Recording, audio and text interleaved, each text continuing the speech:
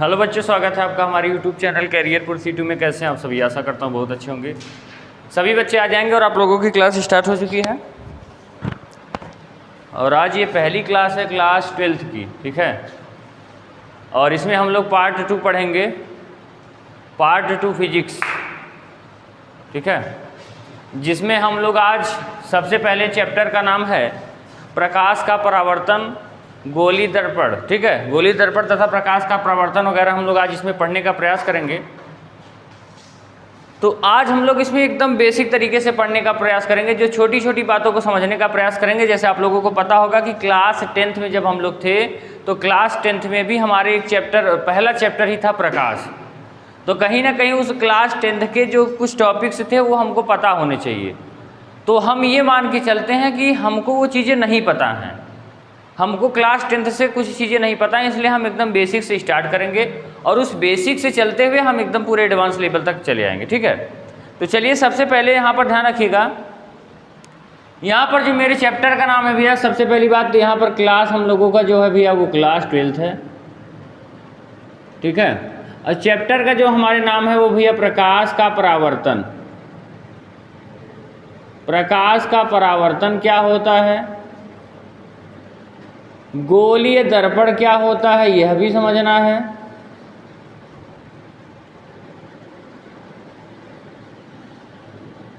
एवं प्रकाश का अपवर्तन क्या होता है। इतनी बातें हम लोगों को इस चैप्टर में पढ़नी है। अभी तक हमने बस इतना बताया है कि जो हमारा चैप्टर है वो चैप्टर का नाम क्या है, और इसी के आगे हम लोग समझने का प्रयास करेंगे। चलिए आगे समझाएं अब।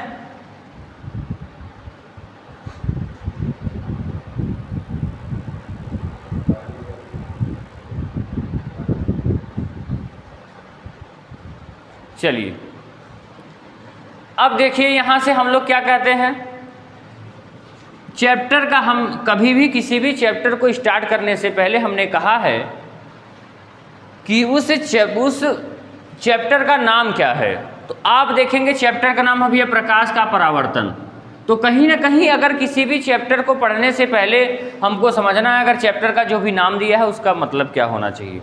जैसे कि आपको पता होना चाहिए सर ये प्रकाश क्या होता है, परावर्तन क्या होता है, गोलीय दर्पण क्या होता है, प्रकाश का अपवर्तन क्या होता है। इतनी बातें अगर हमको समझ में आ गई तो कहीं ना कहीं इस चैप्टर में क्या पढ़ना है हमको अच्छे तरीके से थोड़ा बहुत आ जाएगा। चलिए तो सबसे पहली बात तो ध्यान रखिएगा यहाँ से कि प्रकाश, यहाँ पर आप देखिए सबसे पहली हेडिंग क्या है हमारी, प्रकाश। तो प्रकाश किसे कहते हैं, जिसकी इंग्लिश होती है भैया लाइट। प्रकाश को इंग्लिश में क्या कहते हैं भैया, लाइट। तो सबसे पहली हेडिंग हमारी क्या हो जाती है, प्रकाश। तो प्रकाश किसे कहते हैं ये चीज़ें हमको समझना है, प्रकाश किसे कहते हैं। तो ध्यान रखिएगा, आपको यहाँ पर मैं एक परिभाषा लिखकर दिखा रहा हूँ कि प्रकाश एक प्रकार की क्या है भैया, ऊर्जा है। प्रकाश एक प्रकार की ऊर्जा है जिसके द्वारा हमें कोई वस्तु दिखाई देती है।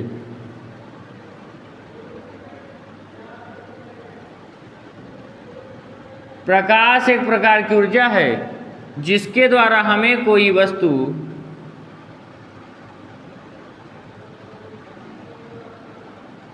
दिखाई देती है। तो यहाँ पर हमने क्या लिखा, प्रकाश एक प्रकार की ऊर्जा है। अब आपके दिमाग में आना चाहिए प्रकाश एक प्रकार की ऊर्जा कैसे है, ये चीज़ें हमको समझना है। आप लोगों ने देखा होगा, जैसे मैंने कोई परिभाषा लिख दी है, प्रकाश एक प्रकार की ऊर्जा है जिसके द्वारा हमें कोई वस्तु दिखाई देती है। तो आप समझ रहे हैं कि यहाँ पर ऊर्जा कैसे है, यही नहीं समझ में आ रहा होगा, लेकिन इतना जरूर समझ में आ रहा है कि लाइट जलती है तभी हमें कोई वस्तु दिखाई देती है, वरना अंधेरा रहता है। ये लाइन तो समझ में आ रहा होगा, लेकिन यहाँ पर ये लाइन आपको समझना ज़रूरी है। तो प्रकाश एक प्रकार की ऊर्जा है, ये चीज़ें हम कैसे प्रूव करेंगे? क्या हमने कह दिया तो आप मान लेंगे? नहीं मानेंगे। चलिए तो देखिए, आप लोगों ने रोड पर लगा हुआ इस तरीके से एक लैंप देखा होगा, जिसको कहते हैं स्ट्रीट लाइट। देखे कि नहीं देखे हैं?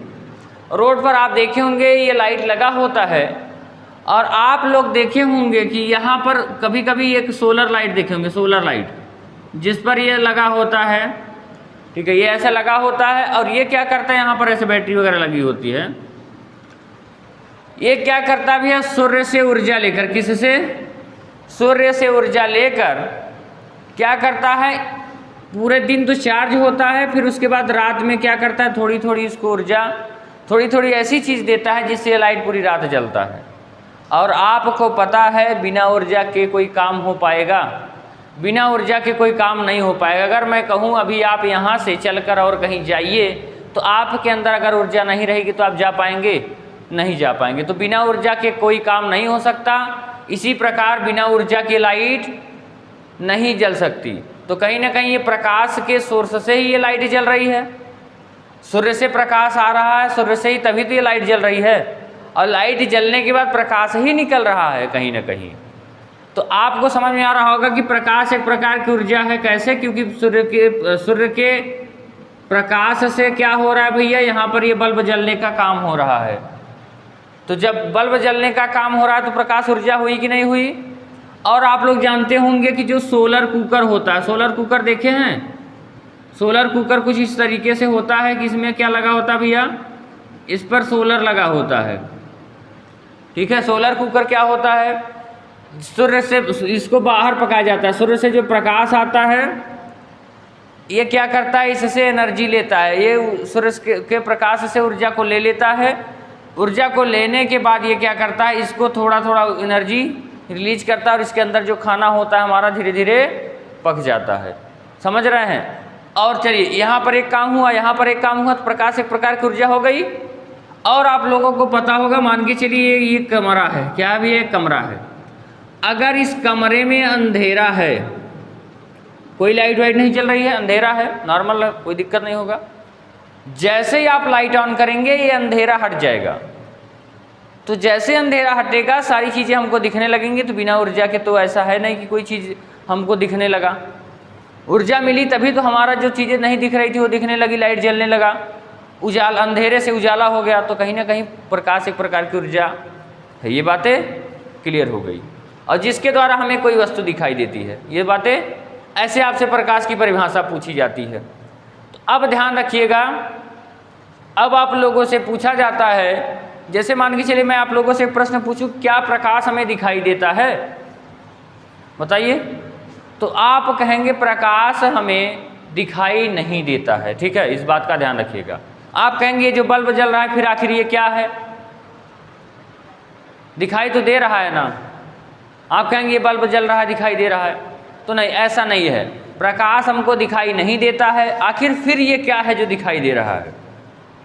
तो ध्यान रखिएगा, प्रकाश हमको भैया दिखाई नहीं देता है, दिखाई हमको देता है। जैसे आपको पता होगा, कभी आप लोग देखे होंगे, जैसे मान के चलिए ये घर हो गया, ऐसे समझिए ये घर हो गया। घर में आप लोगों ने देखा होगा खिड़की से लाइट आती हुई, आप लोगों ने देखा होगा, देखे नहीं देखे हैं, ऐसे खिड़की से लाइट आती है, दोपहर में कभी आती है ना। तो आप देखे होंगे ये क्यों आती है, क्योंकि आप ध्यान रखिएगा, जब आती है ना, तो आप देखिए इसके पास आप जाकर देखिए तो इसमें छोटे छोटे धूल के कण उसमें मुड़ते हुए दिखाई देते हैं, कभी देखे हैं, जो कि चमकते हैं। क्या करते हैं, चमकते हैं। प्रकाश के द्वारा ये लोग चमकते हैं और इसी वजह से हमको ये प्रकाश का एहसास हो जाता है कि यहाँ से लाइट जा रही हो। जो छोटे छोटे कण होते हैं, धूल के कण हमारे वातावरण में पाए जाते हैं, ये चमकने लगते हैं। इसी वजह से हमको सारी वस्तुएं, वो चीज़ें दिखाए, वो चमकता हुआ प्रकाश, ऐसा चमकता हुआ वस्तु लगता है कि यहाँ से प्रकाश जा रही है। वो छोटे छोटे कण चमकने लगते हैं, किसके कारण, प्रकाश के कारण। ये चीज़ें हैं। तो आप ध्यान रखिएगा, प्रकाश हमको दिखाई नहीं देता है। आप कभी भी किसी से प्रश्न पूछ लीजिए, ज़्यादातर लोग कहेंगे प्रकाश हमको दिखाई देता है।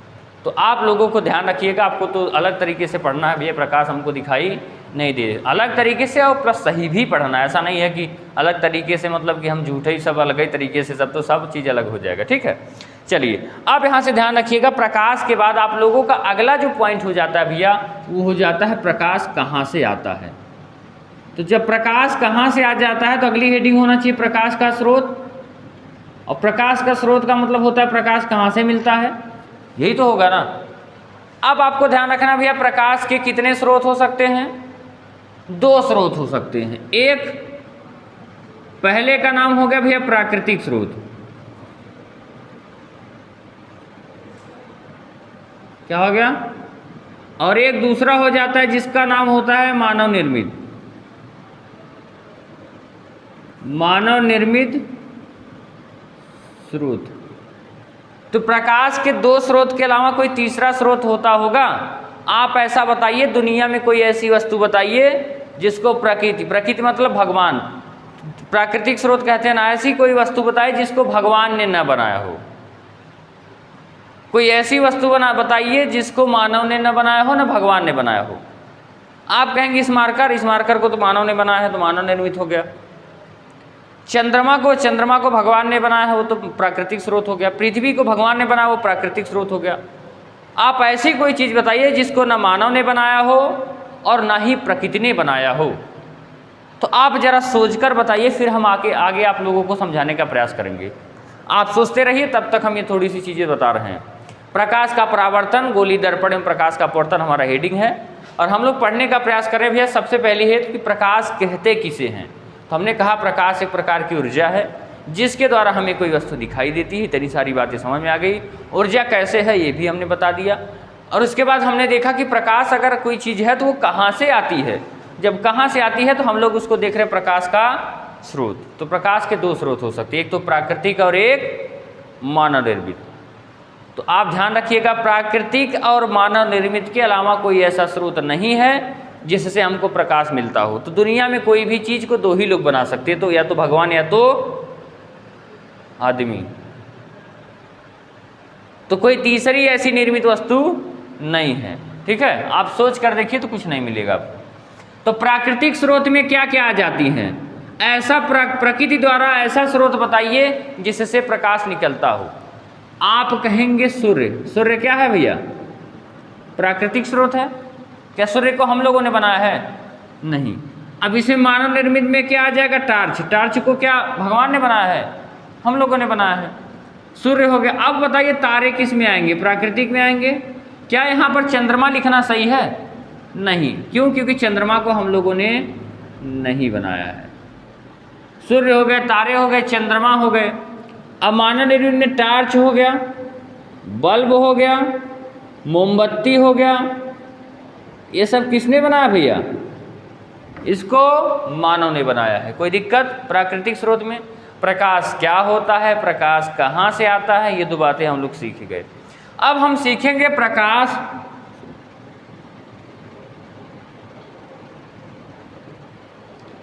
का स्रोत हो गया। प्रकाश के आधार पर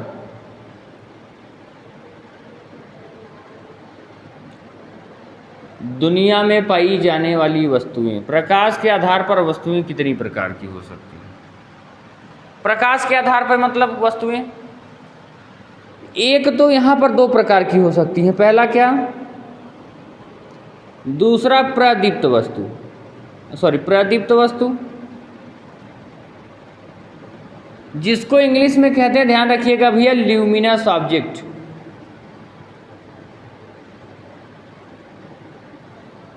और इसको कहते हैं अदीप्त वस्तु।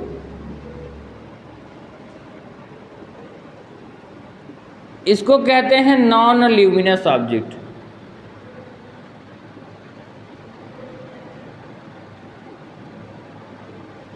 कोई दिक्कत? प्रदीप्त और अदीप्त ये चीज़ें हमको अगर समझ में आ गई तो समझिए कोई दिक्कत नहीं है। आप जानते हैं प्रदीप्त को हम लोग दो भागों में बांट सकते हैं, एक तो प्र और दूसरा दीप्त। प्र का मतलब क्या होता है भैया? प्र का मतलब होता है स्वयं से। प्र का मतलब स्वयं से। दीप्त का मतलब होता है प्रकाशित होती हैं या जलती हैं। तो आप ऐसी वस्तु बताइए। प्रदीप्त का मतलब होता है ऐसी वस्तुएं जो स्वयं से प्रकाश उत्पन्न करती हैं, और अदीप्त वस्तुएं जो दूसरों के प्रकाश से प्रकाशित होती हैं, जो स्वयं का प्रकाश उत्पन्न नहीं करती हैं। जैसे आप ये बताइए, इसमें से क्या इस मार्कर से प्रकाश निकल सकता है?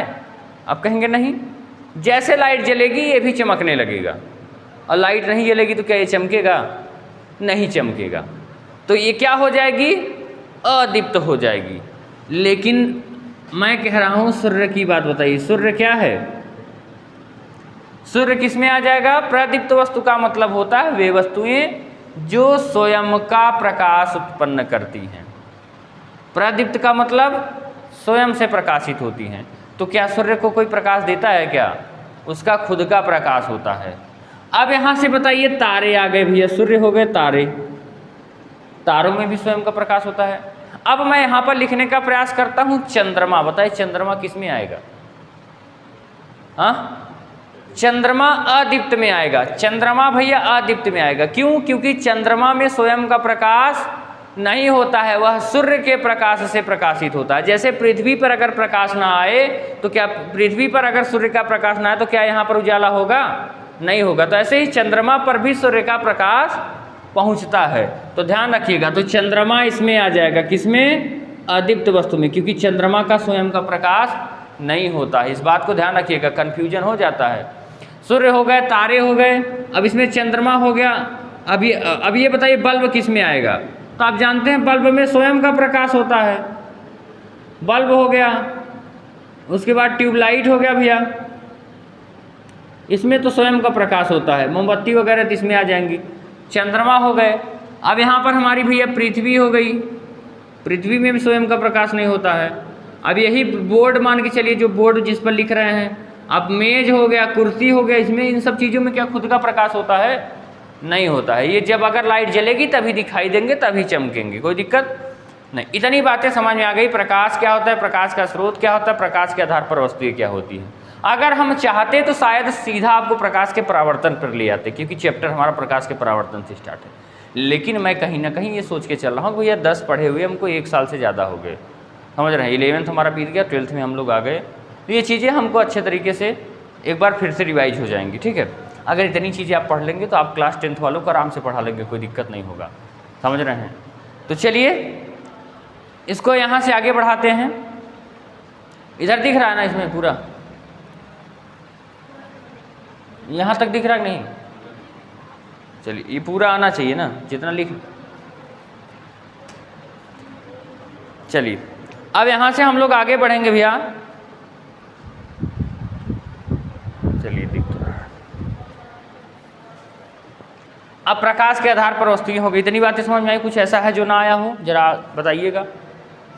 अब हम लोग जैसे किसी आदमी से मिलते हैं, ऐसे समझने का प्रयास करिए। जैसे कभी किसी से मिलते हैं तो कहते हैं आपका क्या नाम है? तो उन्होंने बताया मेरा नाम प्रकाश है। आप कहाँ से आए हैं? मतलब प्रकाश का स्रोत, ठीक है। अब जब उसके बारे में जान लिया आपका नाम क्या, आप कहाँ से आए हैं, अब उसके बारे में 1-2 बातें और पूछ लिए। क्या खुद के पैसे से आए हो? हाँ, मतलब कि खुद के पैसे से, मतलब कि खुद से जलते हो। अब चौथी बात इसके बारे में, हम उसके गुण के बारे में, कौन सी क्लास में पढ़ते हो, कितनी तेज आए हो, स्लो आए हो, ये सब सारी बातें। तो ये क्या हो जाते हैं? उस प्रकाश का गुण हो जाता है। क्या हो जाता है भैया? प्रकाश का गुण। तो यहां पर लिखेंगे प्रॉपर्टीज ऑफ लाइट।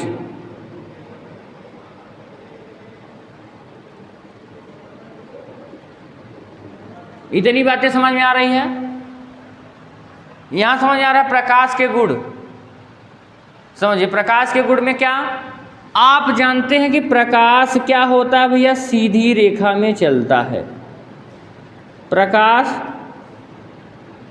सीधी रेखा में चलता है। आ गया। प्रकाश क्या होता है भैया? सीधी रेखा में चलता। आप कहेंगे सर जब प्रकाश दिखाई नहीं देता तो आपको कैसे पता सीधी रेखा में चलता है? ये भी प्रश्न आपके दिमाग में आना चाहिए ना। आपने कहा प्रकाश दिखाई नहीं देता है तो कैसे पता ये सीधी रेखा में चलता है? तो ध्यान रखिएगा भैया, प्रकाश सीधी रेखा में इस तरीके से पता चलता है, जैसे कि आपने देखा था कि घर में जो लाइट आ रही थी, अभी हमने बताया था ना, लाइट आ रही तो आप देखिए जो उसके रास्ते में पड़ रहे थे, जो धूल के कण पड़ रहे थे, वो चमकने रहे थे। तो कहीं ना कहीं एक सीधा लाइन बन रहा था उस चमकने की वजह से। तो प्रकाश सीधी रेखा में चलता है। दूसरा भैया, प्रकाश तरंग के रूप में भी चलता है। प्रकाश तरंग के रूप में भी चलता है।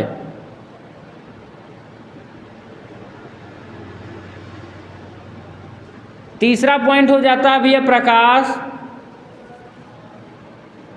अब देखिए उसके प्रकाश के दो गुण हो गए, एक तो सीधा चल रहा है, एक तरंग के रूप में चलता है। प्रकाश तब यहाँ पर लिखेंगे द्वैती। द्वैती का मतलब दो प्रकृति का होता है। द्वैती का मतलब दो प्रकृति का, एक तो सीधा चलना और एक तरंग। तो प्रकाश द्वैती प्रकृति का होता है। अब आपको पता भी है प्रकाश चल के आया है, तो प्रकाश जब चल के आया है तो कुछ इसकी स्पीड होगी। तो ध्यान रखिएगा, निर्वात में प्रकाश की चाल क्या होती है? निर्वात में प्रकाश की चाल 3 × 10⁸ मीटर प्रति सेकेंड होती है। 3 × 10⁸ मीटर प्रति सेकेंड होती। निर्वात का मतलब क्या होता है? निर्वात का मतलब जहाँ पर हवा ना पाई जाए, इस बात का ध्यान रखिएगा। निर्वात में प्रकाश की चाल 3 × 10⁸ मीटर प्रति सेकेंड होती। कोई दिक्कत किसी को नहीं। चलिए 4 पॉइंट हो गए। अब 5वां पॉइंट आप लोग लिखने का प्रयास करेंगे, निर्वात प्रकाश की चाल। आप ध्यान रखिएगा। निर्वात के बाद आप देखिए जल में जो प्रकाश की चाल होती है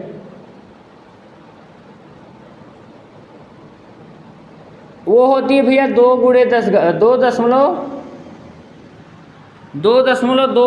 × 10⁸ मीटर प्रति सेकेंड होता है। ठीक है, चलिए तो 5वां के बाद 6वां पॉइंट लिख लीजिएगा। कांच में प्रकाश की चाल, नीचे दिख रहा है,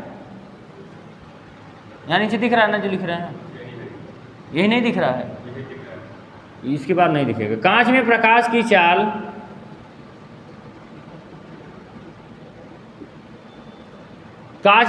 चाल भैया 2 × 10⁸ मीटर प्रति सेकेंड होता है। 1 से 2 बार अगर रिवीजन कर लेंगे पूरा क्लास ना, पूरा दिमाग में याद हो जाएगा। इस बात का ध्यान रखिएगा।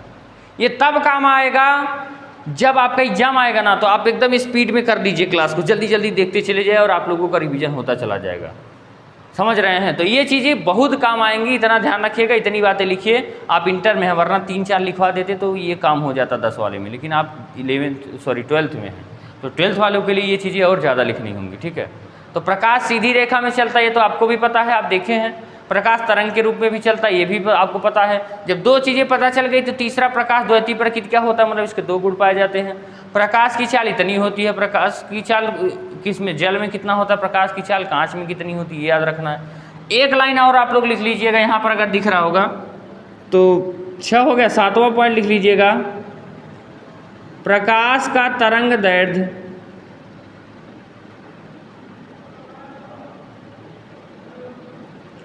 3900 एंगस्ट्राम से 7800 एंगस्ट्राम होता है। यहाँ तक दिख रहा है? चलिए उतना बोल दिए हैं, कोई दिक्कत नहीं है। 3900 एंगस्ट्राम से 7800 एंगस्ट्राम होता है, लिख लीजिए, कोई दिक्कत नहीं है आप लोग।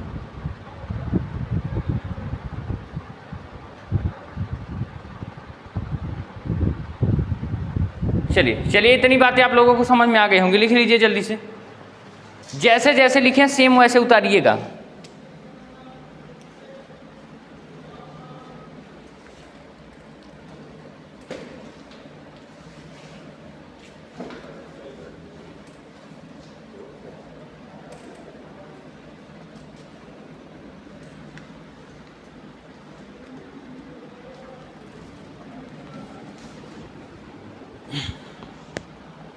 चलिए जितना जल्दी लिख लेंगे, और जितने भी बच्चे नए होंगे सभी लोग चैनल को सब्सक्राइब कर लीजिएगा और क्लास को सभी लोग लाइक कर देंगे। ठीक है, जो चीज़ें नहीं समझ में आ रही वो आप लोग पूछ सकते हैं।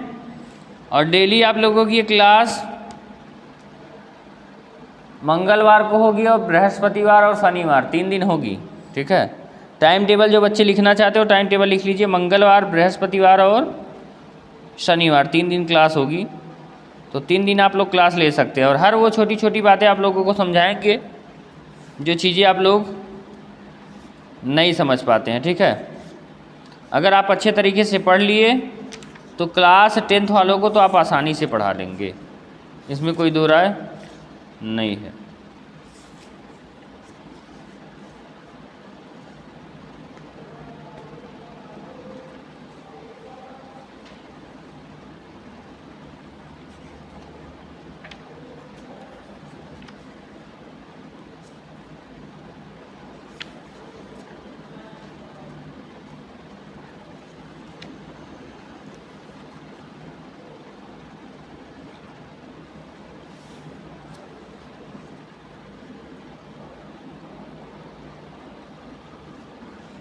जैसे जैसे बना है सेम ऐसे उतारिएगा जल्दी से।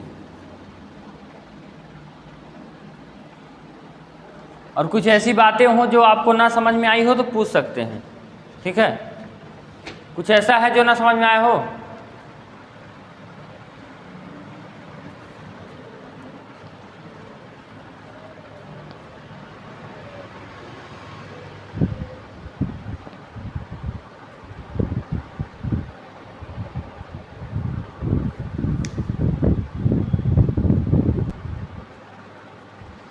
चलिए, तो यहाँ से ऊपर हम मिटाएंगे। अब थोड़ा सा ध्यान रखिएगा, आशा करेंगे हो गया होगा आप लोगों का। तब से नीचे लिखा रहेगा, इसको जो नहीं लिख पाए हो लिख ही लेंगे, ठीक है।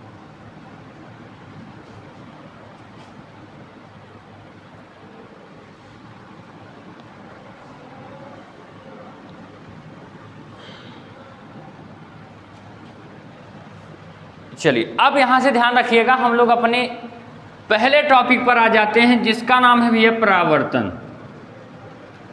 तो यहाँ से हम लोग हेडिंग डालेंगे भैया प्रकाश का परावर्तन। प्रकाश का परावर्तन को इंग्लिश में कहते हैं reflection of light.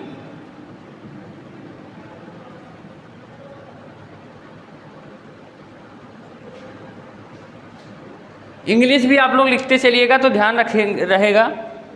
Reflection of light, ये हमारे चैप्टर का सबसे पहला पॉइंट है। ये बहुत महत्वपूर्ण है, अगर इसको समझ लिए आप लोग तो समझिए ये चीज़ें बहुत आसानी से हो जाएंगी।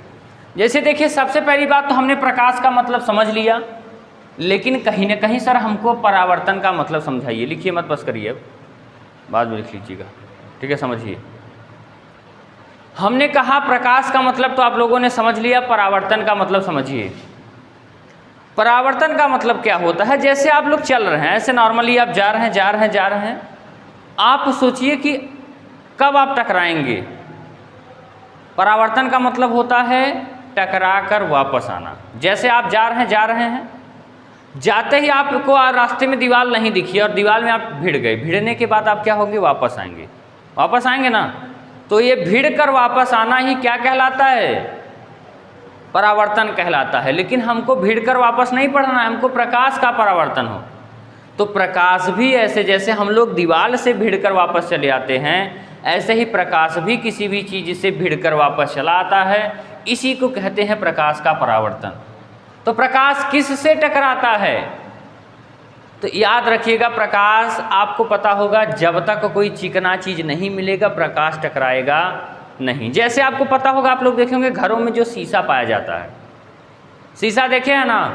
शीशा में आप देखिए, कभी कभी जब सूर्य से प्रकाश आता है तो हम लोग क्या करते हैं? उस प्रकाश को हम लोग एक दूसरे के फेस पर चमकाने का प्रयास करते हैं। तो देखिए, प्रकाश आता है, उस पर टकरा के तभी तो वापस जाता है। अगर उसी में रह जाता तब टकराता। अगर वही शीशा फोड़ के निकाल दे तब देखिए प्रकाश आपको टकरा कर जाता हुआ नहीं दिखेगा। तो याद रखिएगा, प्रकाश किससे टकराता है? चिकने तल से। चिकना होना चाहिए भैया पहली बात, और आपको पता होना चाहिए चिकना तल होना चाहिए, ठीक है, लेकिन पीछे पेंट भी होना चाहिए। जैसे आप लोग देखे होंगे, कांच का शीशा जो होता है जिसमें हम लोग अपना फेस देखते हैं, अगर उसको तोड़िए तो देखिए पीछे पेंट किया गया होता है, और उस पेंट किए गए को हम लोग कहते हैं कलई किया गया। क्या किया गया है? कलई किया गया है। अब ध्यान रखिए, आपको पता है भैया प्रकाश कहाँ से आएगा? अपने स्रोत से आएगा।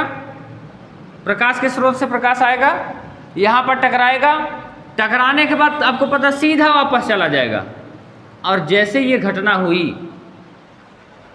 इसको कह देंगे प्रकाश का परावर्तन। कोई दिक्कत? प्रकाश का आकर किसी चिकने तल से टकराकर उसी माध्यम में वापस लौट जाना क्या कहलाता है? परावर्तन। कोई दिक्कत? तो याद रखिएगा, आप देखिए यहाँ से आया, इधर चला गया। आप बताइए, यहाँ पर एक कोण जैसा बनता हुआ दिख रहा है। कोण मतलब कोना बनता हुआ दिख रहा है।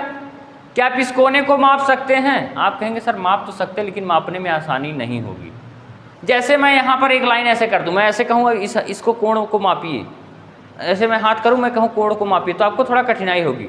लेकिन अगर मैं यहीं पर ऐसे हाथ लगा दूँ, मतलब ऐसे आधार दे दूँ, तो आपको मापने में आसानी होगी ना। आप कहेंगे सर 60 लगभग या 60-45 जो भी कोण बन रहा होगा। तो ऐसे ही हम लोग यहाँ पर क्या करते हैं? कोण को मापने के लिए एक क्या कर देते हैं भैया? लाइन खींच देते हैं। जिसको हम लोग कहते हैं नॉर्मल, क्या कहते हैं, नॉर्मल, या कोष्ठक में लिख लीजिएगा अभिलंब कहते हैं। क्या कहते हैं, अभिलंब, हिंदी में वाले अभिलंब कहते हैं। अब ध्यान रखिएगा यहाँ पर देखिए कोण बन रहा है, यहाँ पर एक कोण बन रहा है, कोई दिक्कत, ये देखिए आ रही है ना, ये किरण आ रही है, क्या आ रही है, प्रकाश की किरण आ रही है, ये प्रकाश की किरण आ रही है, इसको समझ लीजिए, बहुत इंपॉर्टेंट है, पेपर में पूछा जाता है। ये प्रकाश की किरण आ रही है, जब आ रही है तो इसका नाम हो जाएगा भैया आपतित किरण। क्या नाम हो जाएगा, आपतित किरण। कोई दिक्कत, आने वाली किरण को क्या कहते हैं, आपतित किरण। अब देखिए ये जा रही है भैया, जब जा रही है तो इसको कहते हैं परावर्तित किरण। क्या कहते हैं, परावर्तित किरण, जिसको कहते हैं रिफ्लेक्टेड रे। रे मतलब किरण होता है, ठीक है, और इसको कहते हैं इंग्लिश में इंसिडेंट रे। अब आप देखिए हमने क्या था कि यहाँ पर हमारा एक ऐसा था, हमने इसको दो भागों में बांट दिया। जैसे दो भागों में आपको पता है, आधा ये होगा आधा ये होगा, समझ रहे हैं, आधा ये होगा आधा ये होगा। अगर ये पूरा 40 होगा तो क्या ये 20-20 नहीं होंगे, क्योंकि हम ये पूरा था इसको दो भागों में बांट दिए, तो क्या ये 20 होगा, 20 ये भी होगा। तो कहीं ना कहीं अब देखिए ये जो एंगल बनता है, ये जो कोण बनता है, इसको कहते हैं आई और इसको कहते हैं आर। क्योंकि आई है तो आई वाले से बना है आई कोण, और ये आर जा रही है तो इससे बना है आर। आप ध्यान रखेंगे तो देख रहे हैं कि आई आर के बराबर होगा। देखिए अगर ये 20 है ये 20 है तो आई आर के बराबर होगा। तो आपको समझ में आ गया। ध्यान रखिएगा, प्रकाश का परावर्तन का पहले परिभाषा लिखिए। प्रकाश का परावर्तन होता क्या है,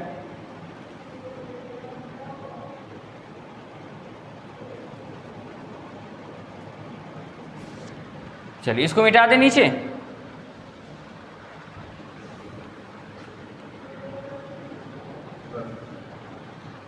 चलिए इसको उतार लीजिए, जो अभी तक नहीं उतारे हैं तब से हम इसकी परिभाषा लिखिए। प्रकाश का परावर्तन क्या होता है,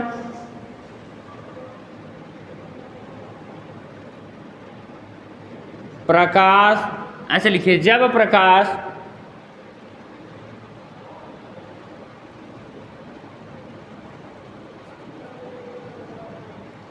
किसी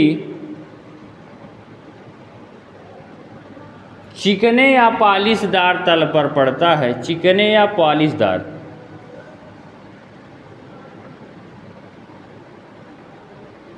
पॉलिशदार तल पर पड़ता है तो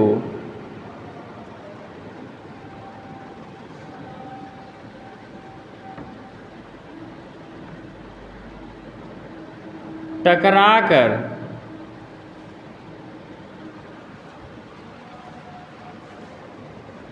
उसी माध्यम में वापस लौट जाता है।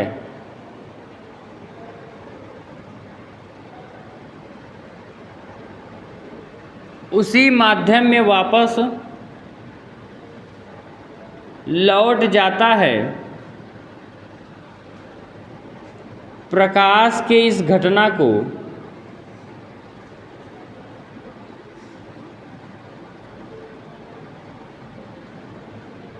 प्रकाश का परावर्तन कहते हैं। प्रकाश की इस घटना को प्रकाश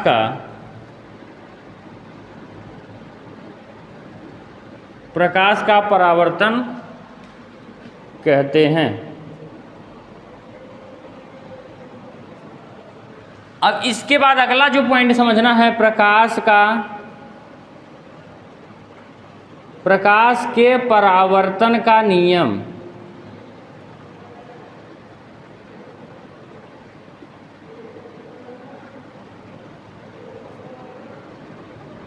प्रकाश के परावर्तन का नियम, ये बात हमारे लिए बहुत इम्पॉर्टेंट है।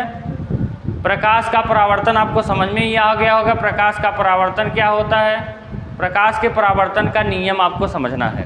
ये चित्र आप लोगों को अच्छे तरीके से समझ में आ रहा है। जो कहा है वही कर रहे हैं, एक्स्ट्रा हम नहीं कर रहे। ये आ रही है तो इसका नाम आपतित किरण, ये जा रही है तो इसका नाम परावर्तित किरण, और ये जो बीच में ऐसे लंब डाला गया है इसको कहते हैं अभिलंब। कोई दिक्कत। अब यहाँ पर एक बिंदु देखिए, यहाँ पर ये तीनों मिल रहे हैं ना, इसको कहते हैं आपतन बिंदु। ये भी लिख लीजिएगा आप लोग, क्या कहते हैं भैया, आपतन बिंदु। अब ये कैसे याद रखेंगे, देखिए आकर इसका यहीं पर पतन हो जा रहा है, तो इसका नाम हो जाएगा आपतन बिंदु। चलिए इसको मिटा दें। चलिए अब समझाएं आगे। आप देखिए प्रकाश का परावर्तन, देखिए आने वाली किरण, जाने वाली किरण और ये अभिलंब तीनों एक ही जगह मिल रहे हैं, एक ही जगह मिल रहा है ना। ये देखिए आके यहाँ रुक रहा है, ये जाके यहाँ और ये आके यहाँ। तो हम ऐसे लिख सकते हैं, पहला नियम, आपतित किरण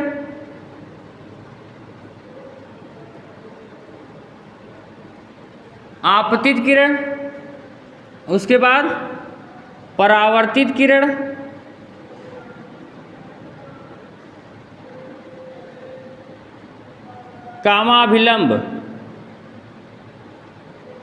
कामाभिलंब और आपतन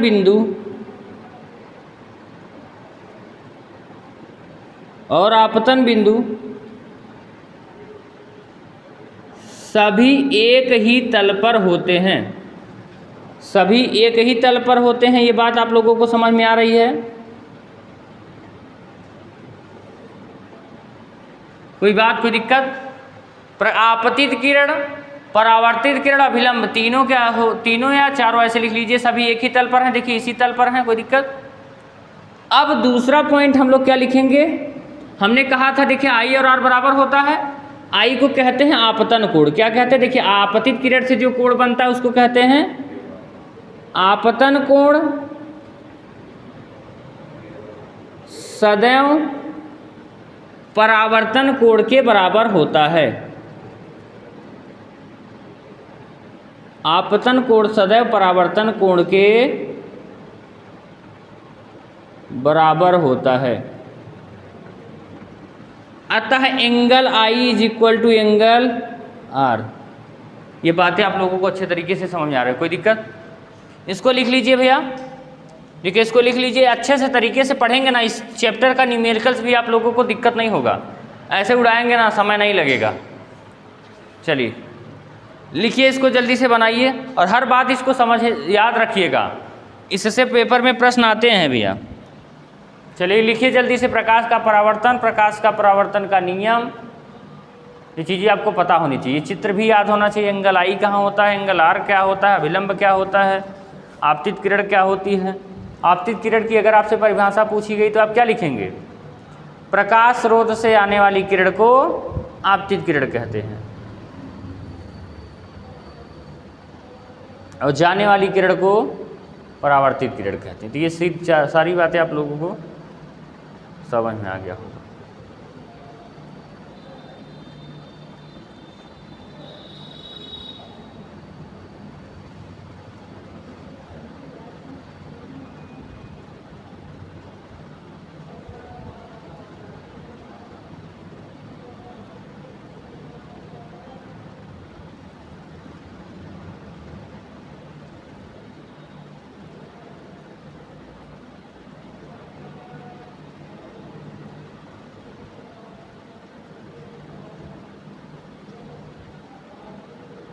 मिटा दे इसको।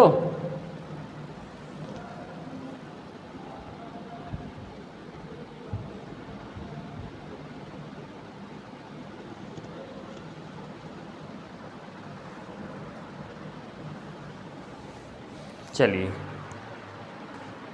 आप लोग अच्छे से बना लिए होंगे।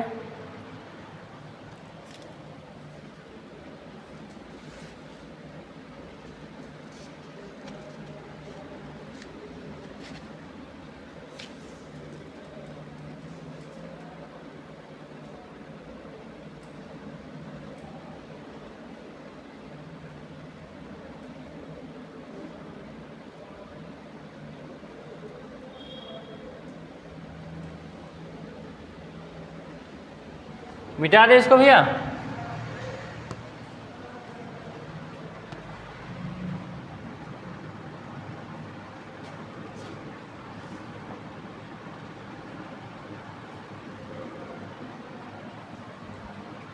चलिए अब ध्यान दीजिएगा, अगला जो हमारा पॉइंट हो जाता है वो हो जाता है भैया प्रतिबिंब। क्या हो जाता है? प्रतिबिंब। प्रतिबिंब को इंग्लिश में कहते हैं इमेज। प्रतिबिंब को इंग्लिश में कहते हैं इमेज। प्रतिबिंब का मतलब जैसे हम लोग शीशा देखते हैं ना, शीशा में हम लोगों का फेस दिखने लगता है, तो हम लोग क्या होते हैं, हम लोग बिंब होते हैं। और ये हमारा जो फेस दिखता है शीशे में वो क्या होता है, प्रतिबिंब होता है। तो इसकी परिभाषा हम लोग क्या लिखेंगे, आप सीधी सी बात है, जब हम किसी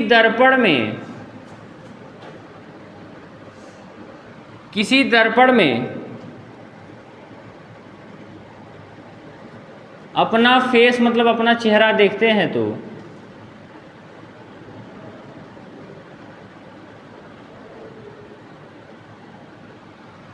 जब हम दर्पण में, या ऐसे लिखिए, जब हम दर्पण के सामने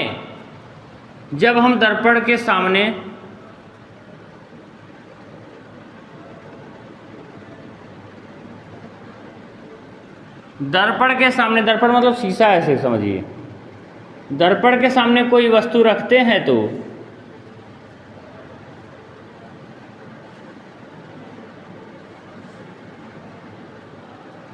दर्पण के सामने कोई वस्तु रखते हैं तो वह दर्पण में दिखने लगती है, वह दर्पण में दिखाई देने लगती है, तो वह दर्पण में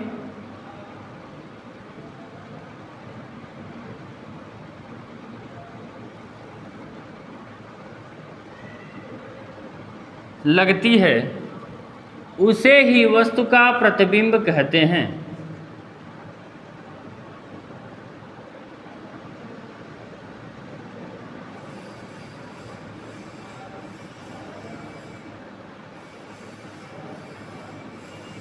क्या कहते हैं उसे वस्तु का भैया, प्रतिबिंब कहते हैं। कोई दिक्कत, उसे ही वस्तु का प्रतिबिंब कहते हैं। और स्वयं वस्तु को क्या कहते हैं, और स्वयं वस्तु को बिंब कहते हैं।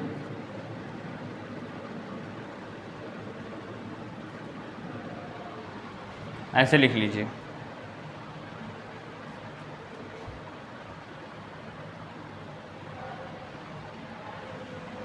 इसको लिखने के बाद आप लोग लिखिएगा प्रतिबिंब के प्रकार।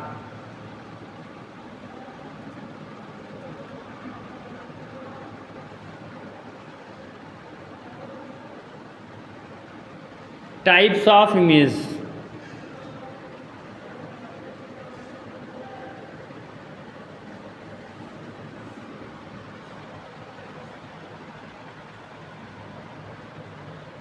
प्रतिबिंब के प्रकार, इसको लिखिए जा।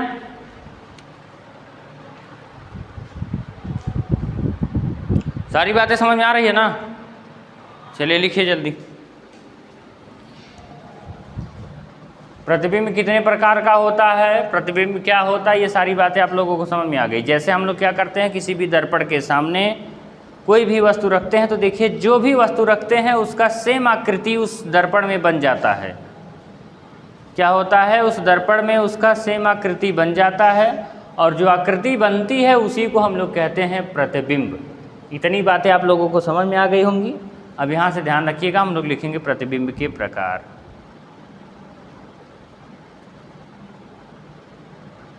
तो प्रतिबिंब के प्रकार में आप लोगों को ध्यान रखना है भैया, प्रतिबिंब दो प्रकार का होता है। कितने प्रकार का, दो प्रकार के। प्रतिबिंब दो प्रकार का होता है।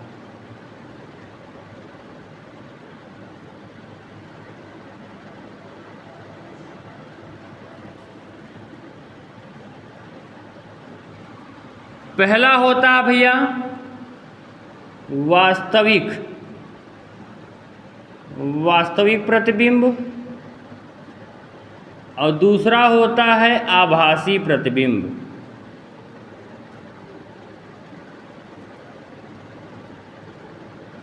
वास्तविक को कहते हैं रियल का मतलब वास्तविक ही तो होता है, और आभासी को कहते हैं, वास्तविक को रियल इमेज कहते हैं और इसको कहते हैं इमेजिनरी।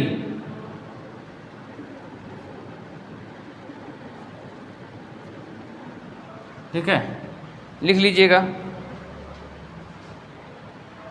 या वर्चुअल इमेज कहते हैं, वो इमेजिनरी मत लिखिएगा, काल्पनिक हो जाएगा, आभासी मतलब ऐसे लिखिए वर्चुअल, दोनों का मतलब वही है लेकिन वर्चुअल यहाँ पर ज़्यादा सही पड़ेगा, इसको लिख लीजिए virtual image. Real image, virtual image, प्रकाश का परावर्तन, ये सारी बातें आप लोगों को समझ में आ गई हैं। अब इसको हम लोग पढ़ेंगे कल, ठीक है। यहाँ तक अगर किसी भी बच्चे को कोई प्रॉब्लम्स है तो वो पूछ सकता है, ठीक है। तो चलिए अगर कोई दिक्कत है तो पूछ लीजिए, वरना हम प्रयास तो यही किए हैं कि कोई भी बात ऐसी है जो आप लोगों को ना समझ में आई हो, तो ऐसा तो हमने ऐसा नहीं किया जो ना समझ में आई हो। प्रकाश का परावर्तन हम लोग पढ़ लिए हैं। अब जैसे हम लोग प्रतिबिंब पढ़ेंगे तो सीधे आ जाएंगे गोली दर्पण पे। गोली दर्पण के प्रकार देखेंगे, जैसे गोली दर्पण में हम लोगों ने देखा दर्पण देखेंगे, दर्पण में गोली दर्पण, समतल दर्पण। दर्पण में देखेंगे जैसे दर्पण क्या हो सकता है, अवतल दर्पण, उत्तल दर्पण। उसको पढ़ने के बाद हम लोग आ जाएंगे भैया प्रकाश का अपवर्तन। प्रकाश का अपवर्तन जिस लेंस में होता है, ये करने के बाद हम लोगों का चैप्टर धीरे से समाप्त हो जाएगा। और इस चैप्टर बहुत ज़्यादा नहीं है, लगभग समझिएगा आधा हम लोगों ने आज ही कंप्लीट कर लिया है, बहुत सारी बातें नहीं हैं, छोटा सा चैप्टर है। लेकिन हाँ ये है कि आप लोगों को थोड़ा मेहनत कर देंगे ना इसमें, तो जैसे एक भी बात ऐसी नहीं होगी जो आपको क्लियर नहीं होगा। आप ये पढ़ने के बाद क्लास 10 के बच्चे को आराम से पढ़ा सकते हैं, कोई दिक्कत नहीं है। चाहे वो कितना भी कठिन सवाल पूछ रहे हो, आप आराम से बता सकते हैं, ठीक है। तो चलिए जल्दी से आप लोग इसको लिख चुके होंगे, तो आशा करेंगे किसी भी बच्चे को कोई प्रॉब्लम नहीं होगी। तो मैं आप लोगों को बता दूं कि जितने भी बच्चे अभी नए जुड़ेंगे सभी लोग चैनल को सब्सक्राइब कर लीजिएगा। और एक तो यहाँ पर ध्यान रखिएगा, PDF क्लास की जो PDF होगी वो आप लोगों को यहाँ पर आप लोग ये काम करिएगा, ये नंबर लिख लीजिएगा 7753846482, इस पर का व्हाट्सअप कर दीजिएगा, ठीक है। जितने भी बच्चे नए जुड़ेंगे वो लोग क्या करेंगे, इस पर व्हाट्सअप कर देंगे, उनको PDF मिल जाएगा। और जितने भी बच्चे अभी तक ग्रुप में नहीं ऐड हैं, लगभग जो बॉयज़ हैं वो बॉयज़ वाले ग्रुप में ऐड हो जाएंगे, और जो गर्ल्स हैं वो गर्ल्स वाले ग्रुप में ऐड हो जाएंगे, क्योंकि इसमें लगभग बहुत सारे बच्चे ऐड भी हैं। पुराने जो बच्चे हैं वो ऐड हैं, जो नए बच्चे हैं वो नए ऐड हो जाएंगे। इस नंबर पर मैसेज कर दीजिएगा, आपको ग्रुप में ऐड कर दिया जाएगा। और टाइम टेबल, रही बात क्लास चलने की, तो आप ध्यान रखिएगा, एक तो बृहस्पतिवार जिसको कहते हैं थर्सडे, और इसके बाद एक यहाँ पर ट्यूसडे को भी होगी, ट्यूसडे को, थर्सडे को और सैटरडे को, ये 3 दिन क्लास होगी। क्योंकि देखिए 3 दिन ये आप लोगों की होगी, उसी में क्लास 11th भी होती है, क्लास 10th भी होती है। और आपको पता होगा तीनों में हम ही पढ़ाते हैं, उसमें केमिस्ट्री भी पढ़ाना होता है, क्लास 10th वालों की 4 दिन क्लास होती है। तो आशा करेंगे यहाँ तक कोई बात ऐसी नहीं होगी जो नहीं समझ में आई होगी। तो चैनल सब्सक्राइब करने का फ़ायदा ये होता है कि जैसे क्लास स्टार्ट होती है रोज़ रात 9 बजे, समझ रहे हैं, 9 बजे, कितने बजे भैया, 9 बजे। अगर आप लोग कहेंगे टाइम टेबल सेट करने का तो अगर 8 बजे कहेंगे तो 8 बजे कर देंगे, लेकिन अभी तक 9 बजे रहेगा। 9 बजे आराम से खाना पीना खा के आराम से बैठिए और क्लास को रिवाइज करिए। समझ रहे हैं, जितनी बातें लिखवाई जा रही हैं उसको लिखते चलिए, हर छोटी छोटी बात समझने का प्रयास करेंगे तो समझ में आएगा। तो ये 9 बजे आप लोगों की क्लास चलेगी और कोई दिक्कत नहीं होगा। टाइम टेबल वगैरह बता दिए, अगर कोई दिक्कत हो तो जितने कमेंट बॉक्स में सभी बच्चे कमेंट कर देंगे, ये प्रॉब्लम है उस प्रॉब्लम को दूर कर दिया जाएगा, ठीक है। तो चलिए ठीक है, मिलते हैं आप लोगों से कल, तब तक के लिए आप सभी को जय हिंद, जय भारत।